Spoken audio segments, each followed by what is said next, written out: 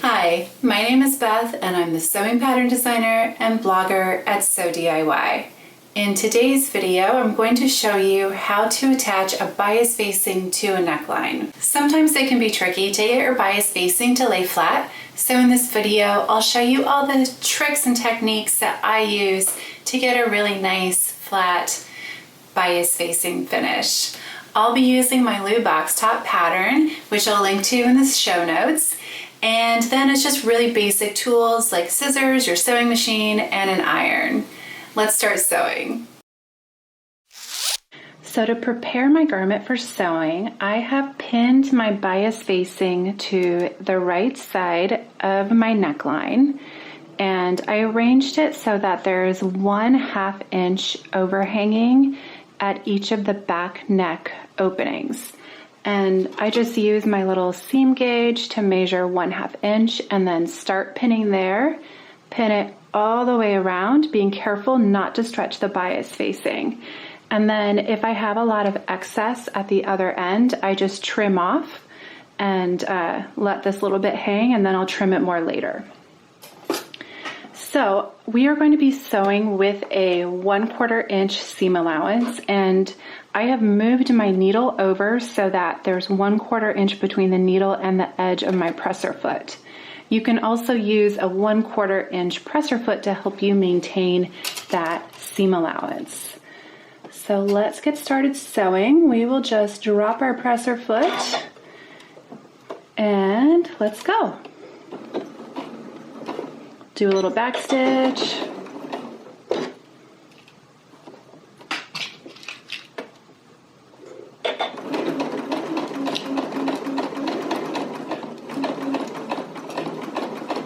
You want to sew a little bit slowly just to make sure that you're keeping all of these edges aligned.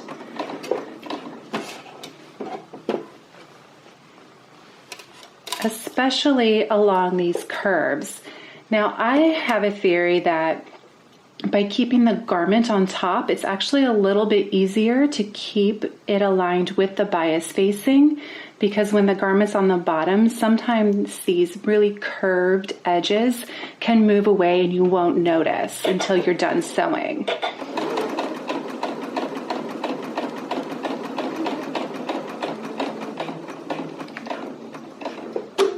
Okay, I like to kind of stop here and make sure that my seam from the shoulder is going to lay flat. So just double check that. Keep going.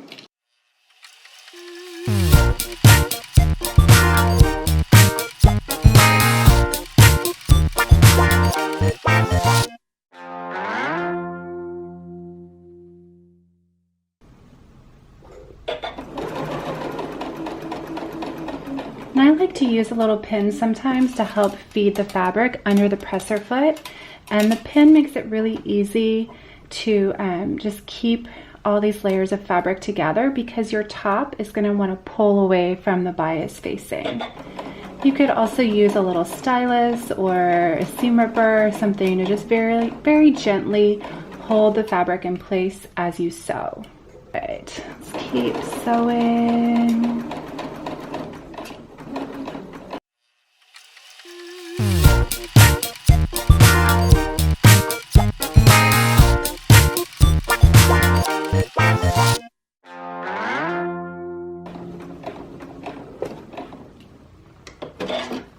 Here we have another curved section, so just sorting that out. All right, and now we're approaching our button loops. So we just want to be careful. We want to stitch right next to these button loops, but not on top.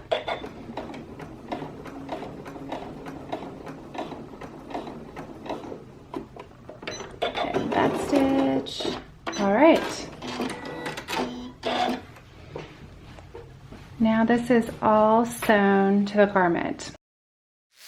So now that you have it all sewn, you'll want to take a tiny pair of sharp scissors and just very carefully clip the seam allowance at the curves.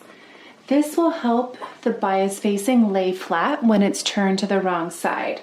So you'll just want to clip all the way around.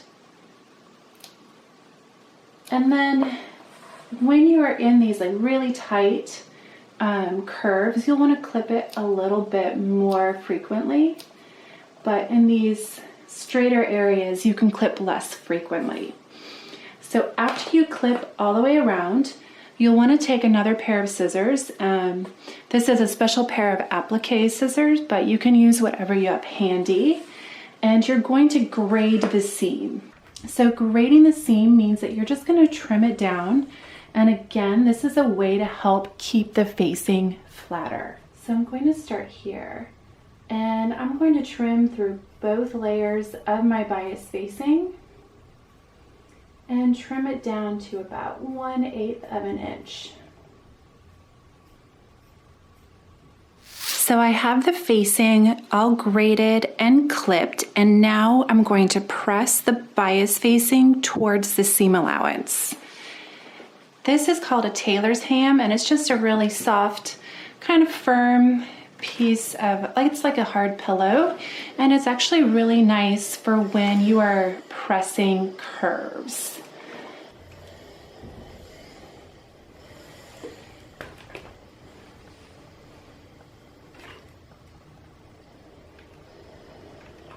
So just want to press all the way around.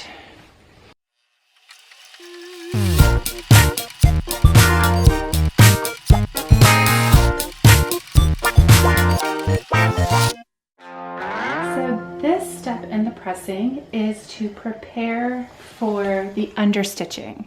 The understitching is another thing that we do to help keep this facing flat. So you can see the seam allowance is pressed up towards the facing, and we're going to stitch just along here. So we're stitching the facing down to the seam allowance. Now we are ready to understitch our seam. So we're going to be stitching right next to this seam line, but just stitching through the seam allowance and the bias facing. This stitching is not going to be visible on the right side of the garment. I've put my needle in the center position, and I'm using a 3.0 stitch length because this stitch doesn't really get a lot of wear and tear on it. It doesn't need to be very tight. We'll start stitching, do a little back stitch, and then just stitch really close to that edge. And I'm using this really kind of challenging fabric. It's silk, so I do need to be careful not to go too fast because it can be a little shifty. I'm gonna actually use a pin to help me keep everything in line.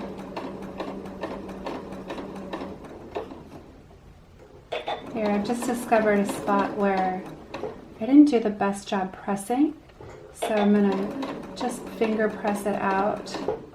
So essentially what this line of stitching is doing is pressing and holding the seam allowance against your bias facing. And you absolutely do not want to skip understitching. Oops, all right, just lift that. Sometimes these little bits of fabric that have been clipped can get turned over, so it's easier to keep a handle on them if the garment side is up or the wrong side is up.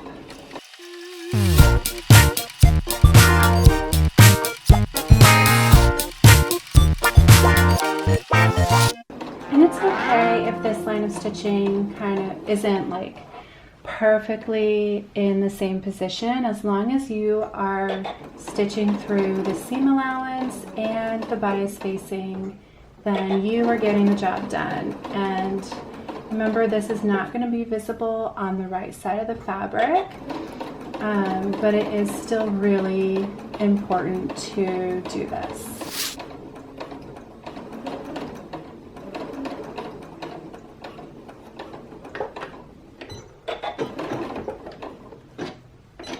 Okay, so we can kind of see, you can see there's a line of stitching right here.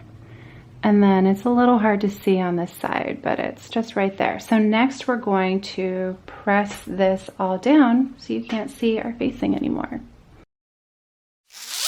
Okay, now that we're done understitching, we can turn this bias facing to the wrong side and press it in place. We're almost done, you guys.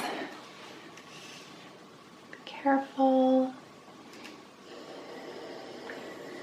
I really recommend using steam if your fabric can handle it. The steam is really going to help shape that bias facing and get it into a nice flat position.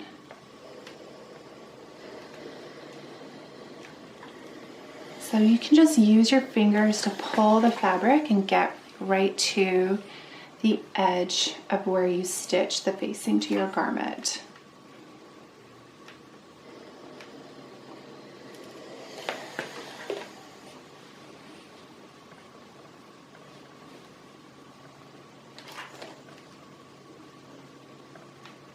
So you just want to give it a good press all the way around.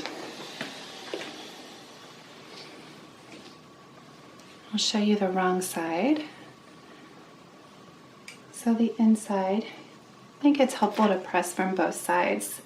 Really good to inspect both sides so you can see what's going on. And for this top, because we have an opening at the back, we're also going to just tuck this end in and give that a little press. Just fold it down, and then we want to hold it in place with a pin. And I'm going to put a few pins in here to hold this in place. And our final step is going to be stitching down the bias facing. And you can do this by machine and just top stitch through all the layers, or you can hand sew it. And because I am using this really delicate silk fabric and it was something in my stash that I really love, I'm going to hand stitch this bias facing in place. So it'll definitely take longer to do, but it's just such a beautiful finish that it's really worth the effort. Okay. Turn in that little edge there. I have some threads to trim. When you're working with a fabric like this, like a silk, it's really important to treat it well and to use really nice finishes so that your garment will last for a long time.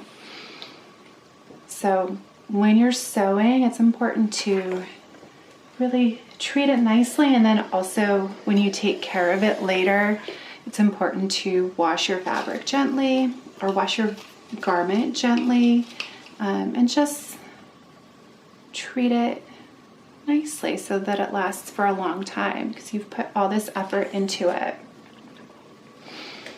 It's worth it to take the extra time and care. All right, so we'll put all those pins around and then just slip stitch the bias facing to the garment. So now I'm going to stitch on this bias facing by hand.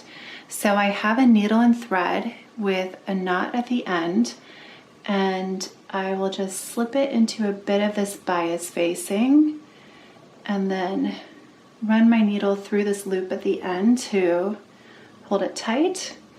And the objective with doing this slip stitch by hand is that you only stitch a little bit into the garment fabric, and most of the stitching is through the facing. So essentially it's going to be invisible from the right side. And one of the great things about stitching by hand is that you can kind of manipulate the fabric easier than when you're stitching by machine. So you can make sure to get all these little ends tucked in just using your needle. So I have that end stitched down. I think I can take that pin out.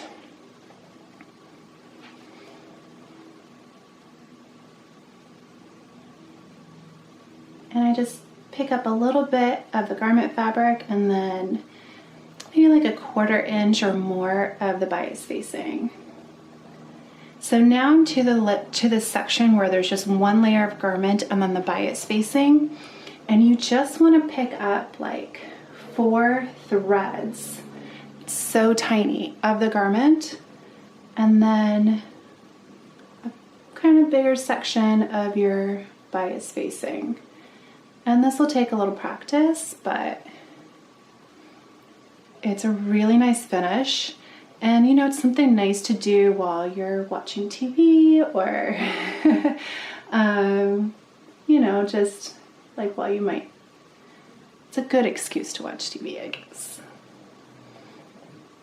So there I've just done a couple stitches, and from the outside, you can just barely see a little tiny stitch on the outside, but it's mostly invisible. So I'm just going to do that all the way around until I'm done. But I won't show you because that would be really boring. So if you wanted to stitch it by machine, that absolutely works too. And you would just top stitch it like you would any hem. Well, I hope that you found that video helpful. Let me know in the comments if you have any questions.